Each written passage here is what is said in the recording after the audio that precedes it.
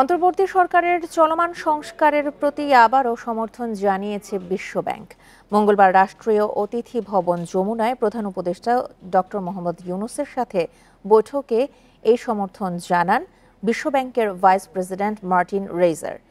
পরে বৈঠকে স্বার্থ সংশ্লিষ্ট বিষয় নিয়ে হয় আলোচনায় বিশ্বব্যাংকের অর্থায়নে কর ব্যবস্থা ও সংস্কারে সুশাসন স্বচ্ছতা প্রতিষ্ঠা গুরুত্ব পায়। এছাড়াও জাতীয় পরিচয়পত্র সহ শক্তিশালী ডিজিটালাইজেশন কর্মসূচির গুরুত্ব নিয়ে হয় আলোচনা। বৈঠকে বিশ্বব্যাংকের ভাইস প্রেসিডেন্ট বলেন, গণতান্ত্রিক উত্তরণ, ভবিষ্যৎ সরকার ও অন্তর্ভুক্তিমূলক প্রবৃদ্ধির জন্য সংস্কার গুরুত্বপূর্ণ।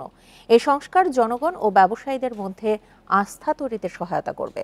পরে কর প্রশাসন ও কর নীতি প্রসঙ্গে বলেন, কর রেয়াত ও ছাড় দেওয়ার একমাত্র সিদ্ধান্ত গ্রহণকারী হওয়া উচিত সংসদ।